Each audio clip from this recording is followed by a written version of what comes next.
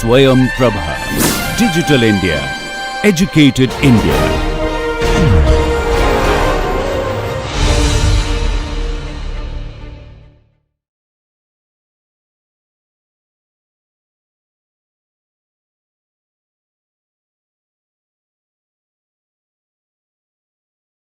So you see, we are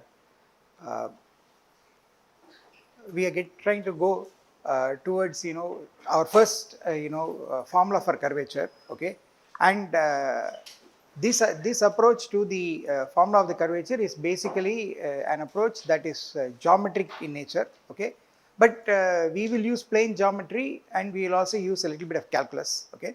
So towards the end of the last class I arrived at two equations which were the two equations of the normal at a point to a curve and the normal at a nearby point. So, just to, remind you of this, so you see here is your curve.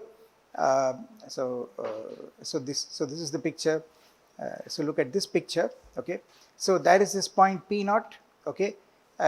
So the curve is given by gamma of t, okay, where t is say a parameter varying in the open interval a b and on the real line, and at t equal to t naught you get this point P naught, okay. So it is P naught is gamma of t naught, all right.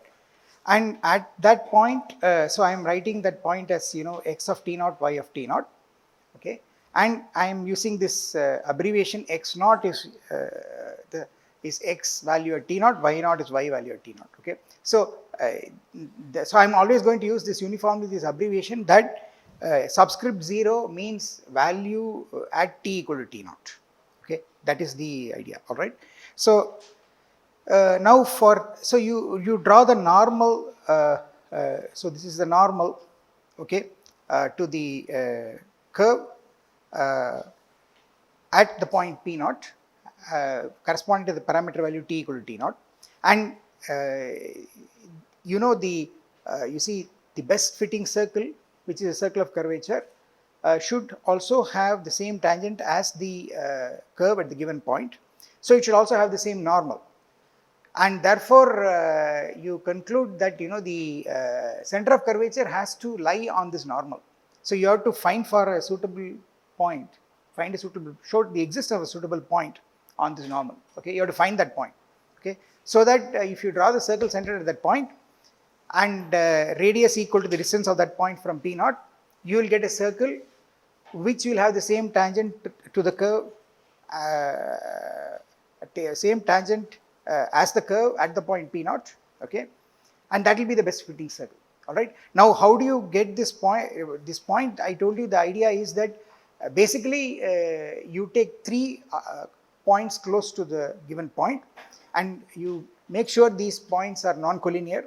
That will happen in a neighborhood of the point if the curve is not a straight line, okay, and then you can form the circumcircle of these. Since these are three non-collinear points, they form a triangle. You can form the circumcircle, and then now what you do is you make all the 3 points approach the curve at that particular point.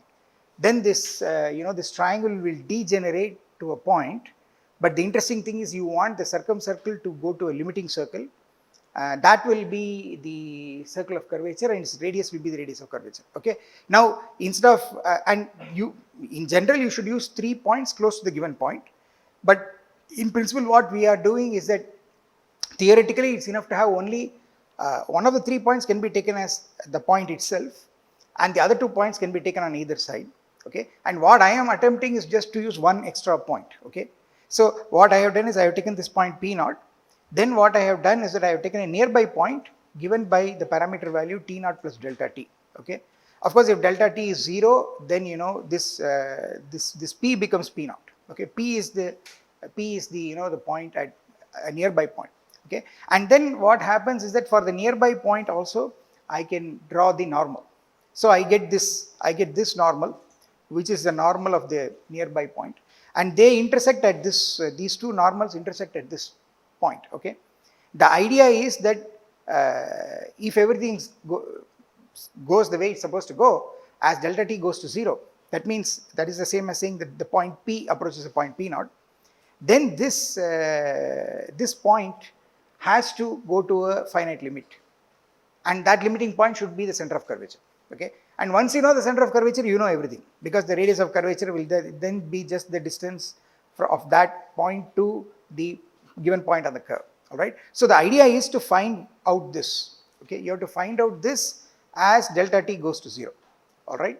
So what we do is that we use calculus and plane geometry. So you write the equation of this normal, the normal at the point, and for that what you do is that you use this normal. What is the slope? The slope is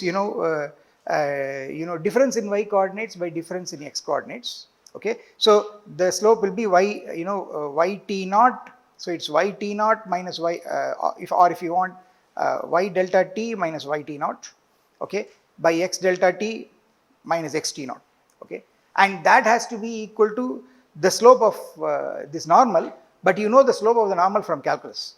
Okay, the slope of the tangent is the tangent direction is given by components x dot and y dot at t naught. So the tangent direction is given by the components x dot of t naught and y dot of t naught, and therefore the slope of the tangent is y dot t naught by x dot t naught.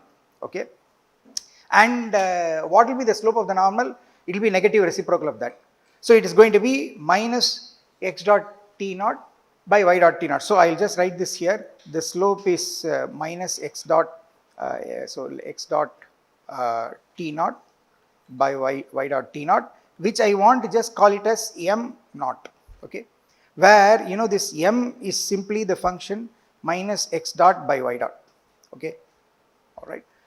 So this is m0. All right, and then what is the slope of this guy? This guy similarly you will get the slope will be an increment of the slope here, and I will write it as m naught plus delta m. Okay, and of course as I told you, to make sense of minus x dot by y dot, you see that y dot should not be 0, x dot should not be 0, at least y dot should not be 0 because you are dividing by y dot. Okay, and then you want to also that the slope should also vary continuously. That means you want the tangents to vary continuously, which is the same as assuming that the normals vary continuously as you change the point on the curve. This is a basic assumption because that you think that should be there, because you see basically what you're doing is you're taking normal at a point, you're taking a normal at a nearby point, and you're taking the point of intersection, and then what you're doing is you're moving this point closer to the given point. Okay, of course one crazy thing that could have happened is that this point of intersection might just fly away to infinity, but it doesn't. Okay, but in any case, first of all, this nearby normal must come to the normal at that point in a continuous fashion. That means the slope should vary in a continuous fashion. Therefore, you see what you need is that this m must be continuous. But you see m is minus of x dot by y dot, and for that to make sense, you see y dot has to be non-zero, y dot has to be continuous, x dot also has to be continuous. That means what? It means that x and y must be first differentiably continuous. They must be C1. Okay, and y dot and x dot should not vanish. Okay, so with all these things, we wrote down the equations of the normal at that point. See, the normal at that point is passing through that point, and the other point I am taking it to be the the point whose limit I am going to find to get the center of curvature. Okay, and this is the slope at that point, and then similarly I take the normal at there is this nearby point. Okay, and this is and I am writing the slope at of the normal, the nearby point I am writing like this.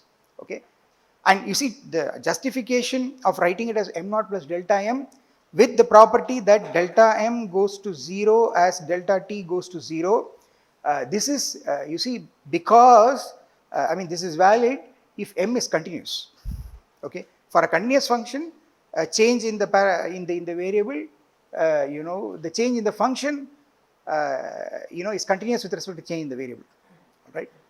So as delta t goes to 0, you want delta m to go to 0, and therefore this is since m is continuous. Okay, so you need this. All right, now so I need the fact that delta m goes to 0 as delta t goes to 0. All right, now so this is the equation of the nearby normal. Now what I have to do is I have to solve these two equations for what? For the unknown. See, the unknown is this x of delta t, y of delta t. That is the moving point as delta t goes to 0. And then I have to take limit as delta t goes to 0, and then I have to get hold of the coordinates of the point. Mind you, if you there is no point in if you directly take limits here, you will not get anything. All right. So the point is you have to manipulate carefully using calculus. You must always not directly take limits. You have to take limits of difference quotients. Okay, that is the trick of calculus. Okay, so let me write the first one. So let us write this out. So you see, you'll get. So let me write the second one out for that matter, not the first one. The second one, if you want, y delta t minus y naught minus delta y is equal to m naught plus delta m times x of delta t minus x naught minus delta x. Okay, you get this. And of course, let me also write this. Here, you see, you will get y delta t minus y naught is equal to m naught into x of delta t minus x naught. Okay, and what you do is that you just substitute this here. Okay, if you substitute this here, what you will get is m naught into x of delta t minus x naught minus delta y is equal to m naught. Let me multiply this out. This is m naught into x of delta t minus x naught, that is one term. Okay, then I have minus m naught delta x. Okay, then I have plus delta m times x of delta t minus x naught minus delta x. Okay, so I have this. Let's see whether I have not missed out any terms. M naught into this. That looks all right. Okay. Now what you do is that you cancel out some terms on both sides. So you see this goes away. M naught into x naught. X delta t minus x naught. These two terms go away. And then there is also okay. So what you do? So as I told you, you can cancel these two terms. Then the next thing is if you directly write delta y or delta t goes to 0, then delta x and delta y will also go to 0. Okay, so the trick of calculus is always don't directly take the limit. You make a difference quotient and take limit. So therefore divide by delta x. Okay, throughout. So you will get minus delta y by delta x is equal to minus m naught. Okay, plus delta m by delta x, and I will get x of delta t minus x naught minus delta x. Okay, so you see I'm dividing both sides by delta x, and then you can see that if I do this or rather so let me do the following thing. If I do it like this, I will get dy by dx. Okay, but what I want is actually the independent variable is t. Okay, and the change is actually due to delta t. So what I will do is I'll just change this and I'll divide by delta t rather. Okay, and let me rewrite it like that. I divide it by delta t. Okay, so I'll get delta y by delta t is equal to what is this? Minus m naught delta x by delta t, delta m by delta t, and then you get this. So you see, I am just dividing through by delta t. Okay, not by delta x. Okay, you can do that also, but may not help. Okay, so here divide by delta t, and then so now what you do is you take limit as delta t tends to 0. Okay, see, the basic idea is that you have this point x of delta t, y delta t. That should go to the center of curvature as delta t goes to 0. And what you are trying to do is basically you are trying to find x of delta t limit as delta t goes to 0. You want an expression for that. And you want y of delta t limit of that as delta t goes to 0. You want an expression for that. That's what we are directly doing. So if you take limit delta t goes to 0, here what I will get, you see, here what I will get is I will get y dot 0. Okay. Mind you, what is y dot? So I told you what is the subscript 0. it is at t equal to t naught, the value of whatever is for which you are putting the subscript 0. So this is actually what it is, y dot at 0, and y dot 0 it is to be interpreted as y dot at t equal to t naught. Okay, and this is nothing but dy by dt at t equal to t naught, and that is exactly what happens as delta t goes to 0.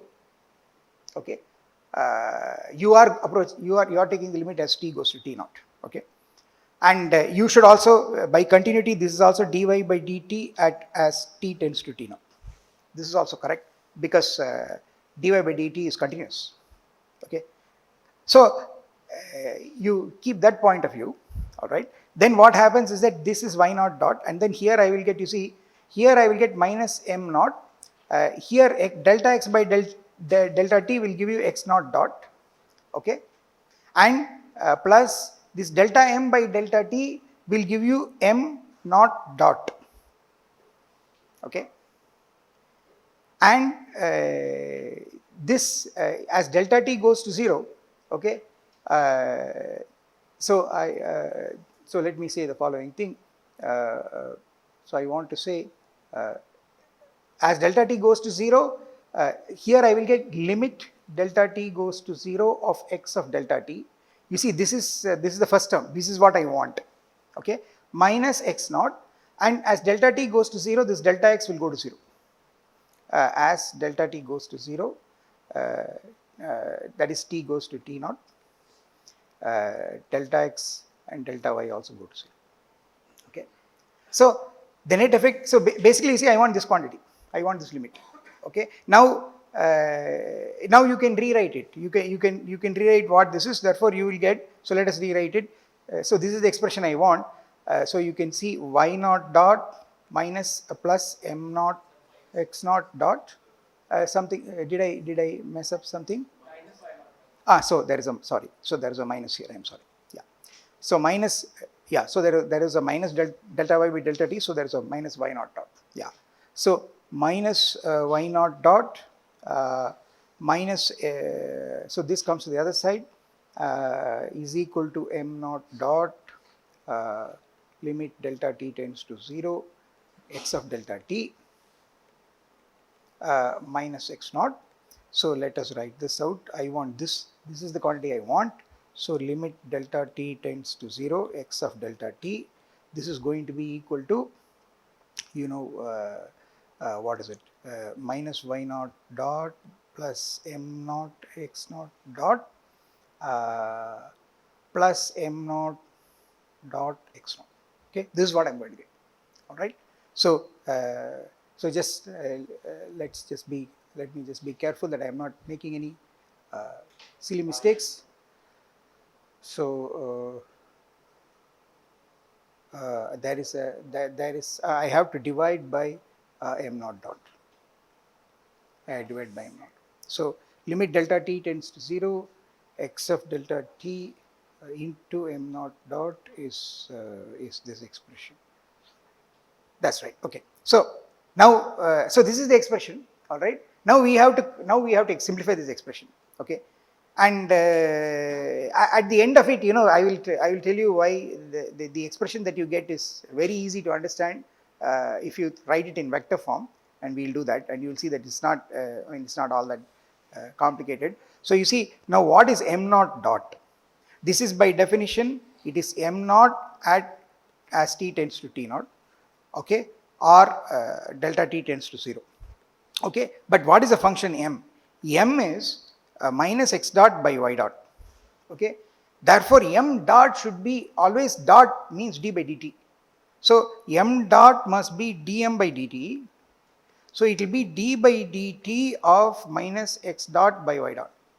Okay, where of course x dot y dot itself means dx by dt, dy by dt. Dot is always d by dt. Okay, instantaneous rate of change with respect to the parameter t. All right. So this is going to be by quotient rule. You know the quotient rule. So you are going to get y dot, you know, squared y dot into derivative of the numerator. So I will take the minus sign out.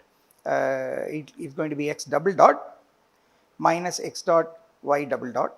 Okay, and then if you write it correctly, you will simply get if you take the minus sign inside, I'll get x dot y double dot minus y dot x double dot divided by y dot squared. Okay, this is what your m dot is. All right, and what you must understand is that for to write this properly, what you need is that you need that x, you are trying to get x double dot. That means x has x double dot is what? It's dot of x dot. So it's d by dt of dx by dt. So it's d squared x by dt squared. Okay, and therefore what it means is that you need second differentiability. Okay, so this is the indication that when you start computing curvature, the second derivative comes in, and you need the second order of differentiability. Okay, so so this implies the need for the hypothesis that x and y, so x of t and y of t are in C2 of AB. That means, you see, when I wanted m is minus x dot by y dot. At that point I want x and y to be not just continuous functions of t, but I want them to be differentiable. And I told you that whenever you talk about any function, you assume it's continuous.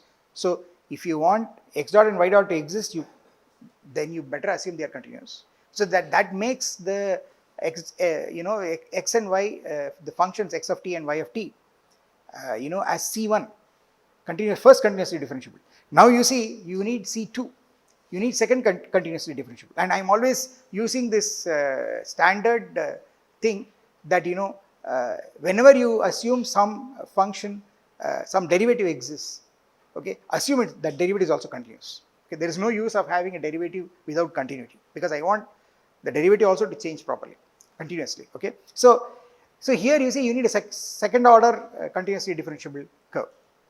Okay, so you need this hypothesis. So with this, so you see this derivation is telling you what hypothesis you need. So up to this point, let me sum it up. You need both x and y as functions of t. Okay, when you write the curve as xt comma yt, t a parameter, you need both x and y to be C2. That's one condition. The other condition is at least I'm everywhere dividing by y dot. So that means that I don't want y dot to vanish. Okay, and mind you, at that point, if y dot doesn't vanish, then by continuity of y dot, it will not vanish in a neighborhood. When a continuous function doesn't vanish at a point, it will not vanish in a neighborhood. Okay, so you will get this non-vanishing. Okay, and later on, you will of course ask me what happens if y dot vanishes and x naught does not vanish. Okay, then what you do is that you can always interchange the roles of x and y. Okay, and treat x as a function of y and still write out the formula and do everything, and you will still get the same answer. Okay, that's the amazing thing. Okay, but so therefore what you really need is both x dot and y dot should not simultaneously vanish. Here I am at least assuming that y dot doesn't vanish because I am dividing by y dot. Okay, and what is the singular case? The singular case is when both x dot and y dot vanish. What happens in that case? If both x dot and y dot vanish for a curve, it means that it has, at that point the instantaneous velocity vector is 0, because the velocity for a curve given by xt comma yt, the velocity vector is x dot y dot. So if both x dot and y dot vanish, it means it has 0 velocity there, instantaneous velocity. Okay, and the velocity vector is a 0 vector. Okay, so there is a problem whenever both the derivatives vanish. Okay, and we will see geometrically that these are cases where you could have singular points. Okay, so you see I am just trying to motivate that this whole derivation is fine, provided you see the curve has either or x dot or y dot not vanishing. That means it has a non-zero tangent vector, non-zero velocity vector at every point, and the curve should be second continuously differentiable. Okay, so you see these are the hypotheses. So you can see the hypothesis. All right. So let me go back. So you see m naught dot is what? I have to put, I have to calculate this at t equal to t naught, or take limit as t equal to t naught. Substituting t equal to t naught or taking limit as t tends to t naught are the same, because everything involved is continuous. Okay, continuity of a function is either you substitute the limit in the function itself in the argument, that is a function value at that point, or you take limit of the function as you approach that value. Okay, these have to be equal. That's exactly continuity. So you will get x naught dot y naught double dot minus y naught dot x naught double dot by y naught dot squared. Okay, see, this is what I am going to get. So I just want to write this down. Okay, so this is the expression for m naught dot. All right. Now I am going to put it back into this expression for the x coordinate of the center of curvature. So now you see, what we have done is we have really proved that the x coordinate of the center of curvature exists. After you take a limit, you are getting a limiting value. It's not going away to infinity or something like that. Okay, there is a limit and it's a finite value. Okay, and now you can imagine that a similar thing will give you that the y coordinate of the center of curvature will also be there, and then therefore you get proof of existence of really a center of curvature. Okay, that's what you have to appreciate. And we are not doing anything great. You see, you are just translating everything to plane geometry and calculus. No, I'm saying that for the curvature to make sense, you need the fact that you must have a non-zero tangent vector to begin with. Okay, I need both x dot and y dot. At least if you take the pair x dot comma y dot, I don't want that pair to be 0, 0. X dot comma y dot is a tangent, it's a vector with components x dot and y dot. I don't want that tangent vector to be the 0 vector. That will happen only if both x dot and y dot are simultaneously 0. Okay, and this is exactly the case of what is called a singular point. So we will come to this later. Okay, but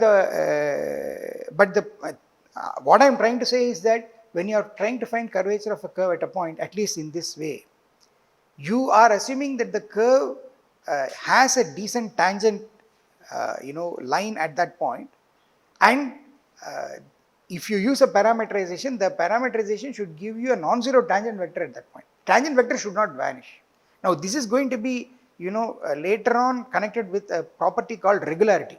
Okay, and there is an analytic regularity, there is a geometric regularity, and they are the same, and we are going to see that this is going to help us to reparameterize. It's going to help us to define analytically what the curvature is. See, so far what I am doing is I am just trying to show to you using basic plane geometry and calculus that these limits exist, and you really get a point. But now you see, you want to make if you want to make a general statement, we have to build up some more theory. We have to build up the idea of regularity, okay, and then reparameterization, okay, and so on and so forth. We have to study unit speed curves. We'll come to that. So I will give the motivation for that. But the beginning thing is regularity, which is the fact that geometrically it is the fact that the curve has a tangent at every point, and at a point where the curve is not regular, it's going to be a singular point.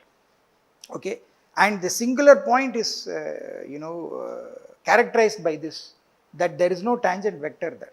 The tangent vector, so the thing to avoid is that the tangent vector should not be the 0 vector. That means x dot and y dot should not simultaneously vanish. All right, so you see, so let's plug this back into this thing. So I need to write this here.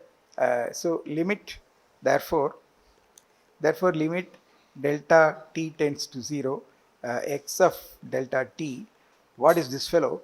So it is this expression. So I will write this as so I have to put this. So you see, this m naught dot x naught by m naught dot is just x naught. Okay, so that term has nothing to do with m naught. So I'll write it as x naught. Okay, then the other term is minus y m naught x naught dot minus y naught dot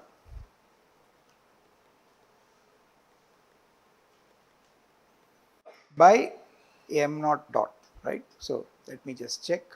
There is an x naught here, and then m naught x naught dot minus y naught dot by m naught dot. Yeah, and now let's plug this in here. So I'm going to get x naught plus, So you see, I will take reciprocal, I get y naught dot squared m naught x naught dot minus y naught dot, okay, divided by, I'll get x naught dot y naught double dot minus y naught dot x naught double dot. Okay, so this is my, so I will call this as, uh, I'll call this as x. So I have to give a name for this, center of curvature at p naught, the x coordinate of the center of curvature at p naught. Okay, okay. So this is the x coordinate of the center of curvature at p naught, where I will just write c of p naught is equal to the center of curvature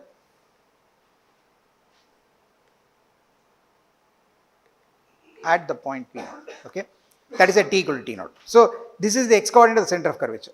So we have got that. All right. And what we have to do is that let's calculate the y coordinate of the center of curvature. So what you have to do is basically, here what it did was we had these two equations, and in these two equations we just eliminated y of delta t and solved it for x of delta t and took limit as delta t tends to 0. You do the other way, you eliminate x delta t and then solve for y delta t, and then you again divide by delta t and take limit as delta t goes to 0. Okay, so what will happen is that so let's do that. So let me tell you, instead of doing that derivation, which I trust you can do it. Okay, what I'm going to do is I'm going to tell you how to look at this formula. Okay, so in a very nice way. So you see, here is my curve, all right. So here is my point p naught that corresponds to t equal to t naught. Okay, and what is happening is that this curve is given by, any point is given by gamma of t. Okay, so mind you, gamma is a function, is a parameterization. It goes from open interval a b in the real line, okay, to the plane. So this is happening in the plane. Okay, okay, and gamma of t is x of t, y of t. Okay, and at t equal to t naught, you are getting p naught. This is gamma of t naught. Okay, now what I want you to do is that, so of course you see the circle of curvature is going to be something like this here. Okay, and you are going to have the center of curvature. So this is the center of curvature at p naught. Okay, and this has coordinates x. So as I have written it here above, x cp naught, y center of curvature at p naught. Okay, now think of, I told you a point in the plane, you can also think of it as position vector of that point. So try to think of it in vector terms. You see, this is then the gamma t vector. This is the gamma t naught vector. Okay, if you think of gamma t naught as position vector, this is the gamma t naught position vector. Okay, now mind you, I want the position vector of the center of curvature. I want the expression for the coordinates of center of curvature. So I want this. So I will just call this as so I will call this as epsilon of I will call it as epsilon of t naught. Okay, or epsilon of p naught. Okay, and there is the reason why I am using the word epsilon is because it should stand for evolute. I told you, as the point p naught moves, then all these centers of curvature move, and that locus is called the evolute. So I will use epsilon for evolute. Okay, so this is the evolute vector at t naught, which is actually the position vector of the center of curvature at t naught. Okay, which I am denoting as epsilon p naught or epsilon of t naught. Okay, and now you see, by how do you get this vector? Just look at the picture. See, you take this normal direction. Okay, this is, mind you, this is a normal direction. All right, and you have to go along the normal direction a distance which is equal to the radius of curvature So I will just write it like this, R at R P naught. R P naught is the radius of curvature at P naught. R P naught, which you can also call it as R at T naught. This is the radius of curvature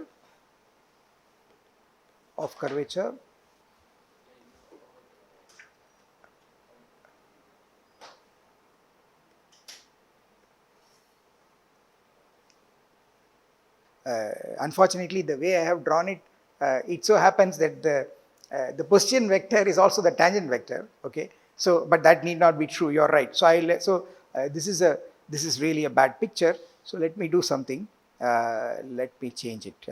Here I am particularly yeah. So this is the problem with the picture. So I need to alter the picture in such a way that I don't get a. So let me do something. So let me redraw this. Yeah. So unfortunately, it's not necessary that the position vector of the point is also position vector of the point of the curve need not be in the same direction as the tangent to the curve at that point.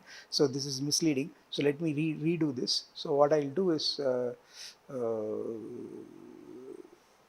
Yeah, so you see at the point P naught I can draw this, which is a tangent to gamma at P naught, which is also tangent to gamma of T at T naught. Okay, and then what happens is and this tangent at this point has a the tangent vector. The tangent vector is x naught dot comma y naught dot. That is what it is as a vector. Okay. This is just gamma naught dot. Okay, this is which is, if you want, gamma dot at T naught, right? The gamma dot is the tangent vector to gamma at every point. All right. So now if you draw the normal will be like this. This will be 90 degrees. Okay, and then you will have the circle of curvature like this. So doesn't look so good. Okay, and you are going to have the center of curvature here. Okay, and so I think now the diagram is far clearer. So you see, okay, and now you see, it's a matter of vector addition. How do you get this point as a position vector? Basically, I want this vector epsilon T naught. I want this vector. It is actually this gamma T naught vector plus this vector. Okay. Now, what is that vector? That vector is any vector can be written as unit vector along that direction times the magnitude of the vector. So this vector is going to be, the magnitude is just the radius of curvature. So you see, this is this length is just r t naught, if you want, or the radius of curvature at P naught. Okay, and the direction is the normal direction, okay, to the curve at that point. All right. So if you look at it like that, then I mean, somehow my picture is not all that great. Okay, but anyway, let me not. Anyway, so let's not get too much bogged down with this picture. Okay. No, there is, so as I told you, there is a formal definition, but I am just trying to arrive at it in a natural way.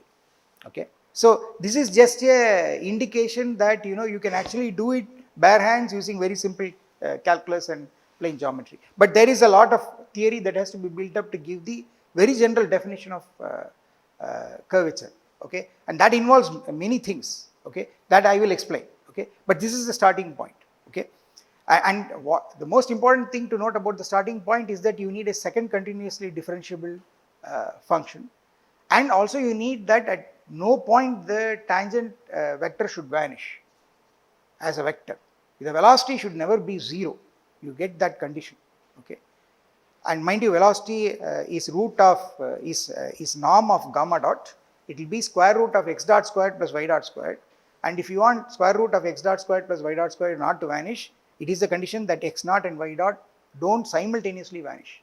That is the same as saying that the tangent vector simultaneously is 0. That should not happen. Okay. So you see these conditions come naturally. But later on there is a formal theory that has to be built on that, and I will come to that. Okay. So this picture is not all that great, but anyway what I want to say is that this epsilon at t naught, okay, this should be gamma at t naught plus I go in the, so suppose I call this as n hat at t naught, okay, this direction, the unit vector along this direction, if I call it as n hat at t naught, this is the normal direction from the point to the center of curvature. So then this is going to be r t naught times n hat of t naught. So you see you are getting this. This is just a matter of, and here of course mind you, this epsilon t naught, gamma t naught, etc. are being thought of as position vectors with respect to the origin. Okay. So now you see, you just, now the question is what is this n hat of t naught? At least look at this picture. N hat of t naught is the normal to the, to the curve at that point. Okay. And how do you get the normal in this case to the curve at that point? Okay. See, there is a little bit of a confusion here. What happens is that when I draw a normal to a curve at a point, there is always a unique tangent. Okay. If you just think of tangent as a line, there is only one line. But if I think of tangent as a direction, there are two directions. And these directions are controlled by which way you are traversing the curve. Okay. And this is what is called as orientation. Okay. So what happens is that, if your curve is going like this, then at this point you see the tangent direction is like this. Okay. And if you have a curve coming down like this, then at the same point the tangent direction will be like this, the tangent vector direction. Mind you, the tangent lines are the same, but the tangent direction changes. Similarly, what about the normal direction?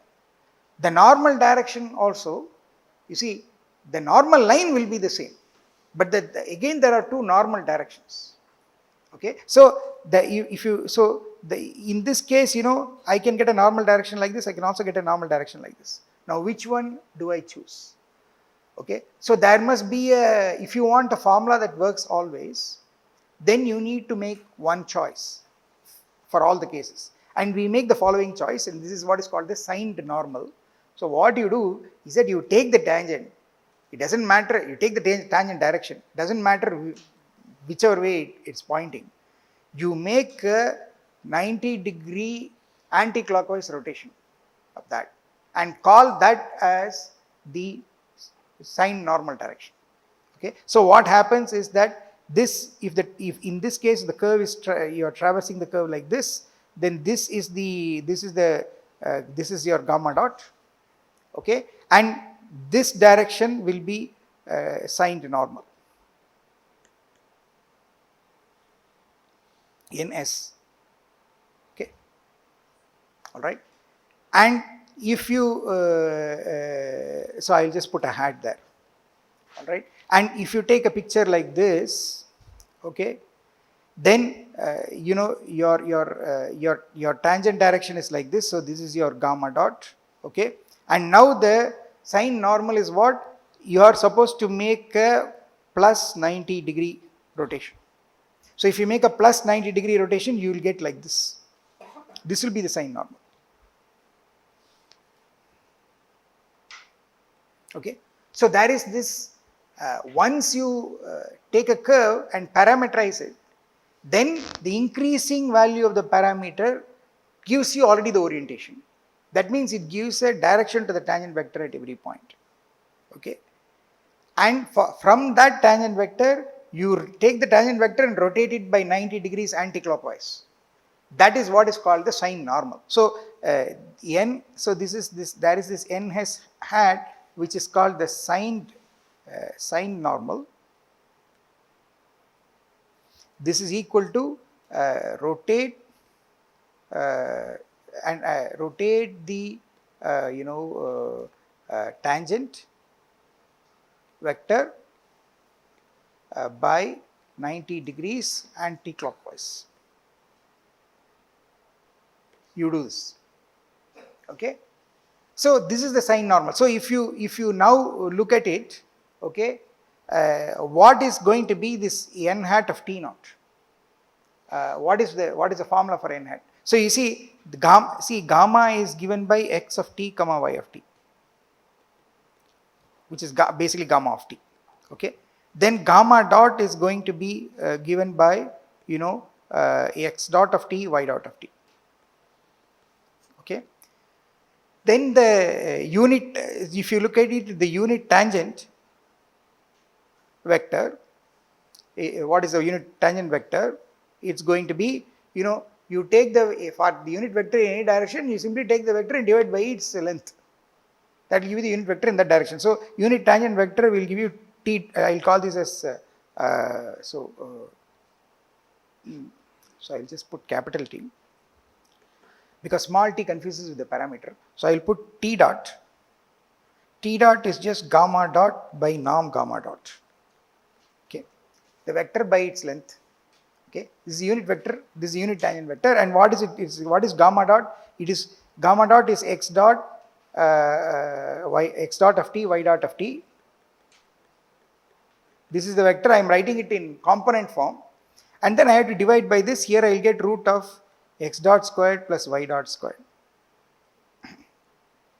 All right, and what is going to be ns hat? By the way, I should not put t dot here. It's just a t. T dot will mean the rate of change of t with respect to time. Okay, so you see, you have ns hat. Okay, and you see this. So how do you get this? I have to take a vector and rotate it by 90 degrees in the anticlockwise sense. Okay, if you do that, what will you get? You see, it will become think of it as complex numbers. Okay, if you have a complex number x plus iy, okay, then how do you rotate it by 90 degrees? Rotation by 90 degrees is achieved by multiplying by I.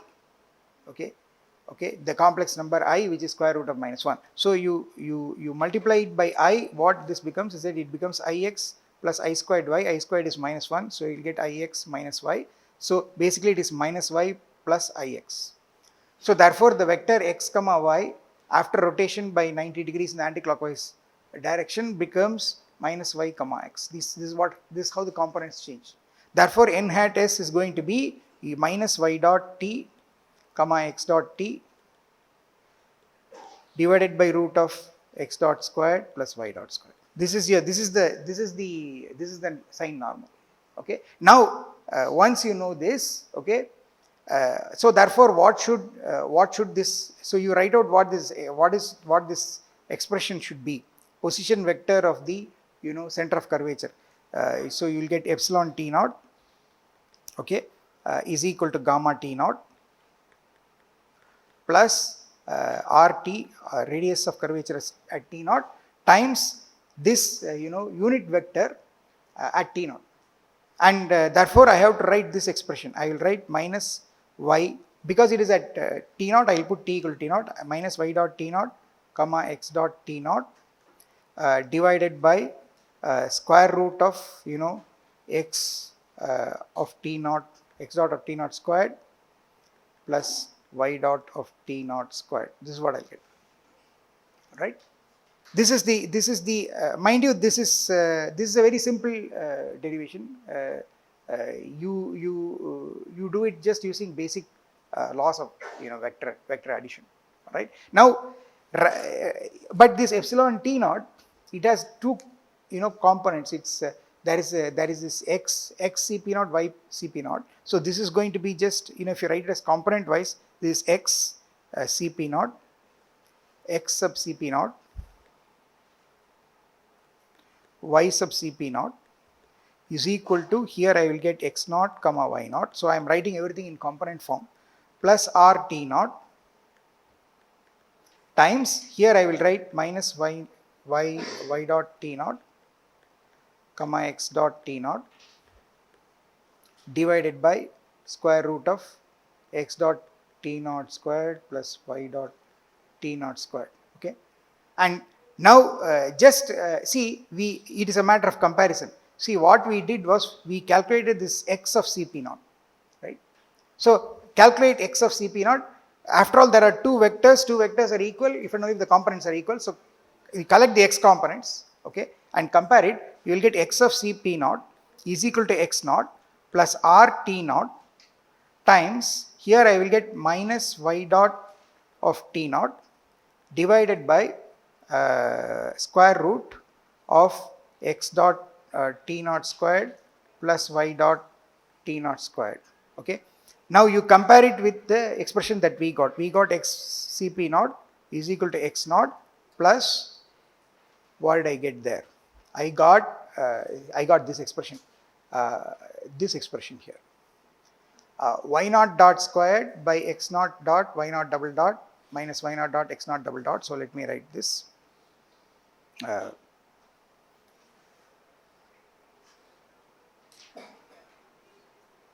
So I have to copy this. Y naught dot squared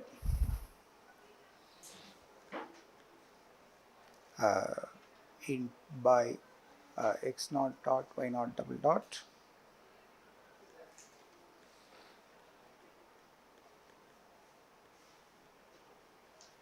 okay, and in the numerator I have m naught x naught dot minus y naught dot.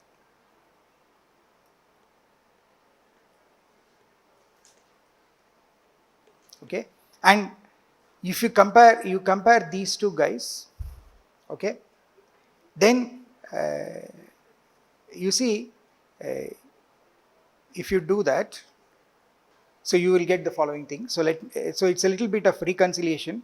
RT naught will turn out to be y naught dot squared by x naught dot y naught double dot minus y naught dot x naught double dot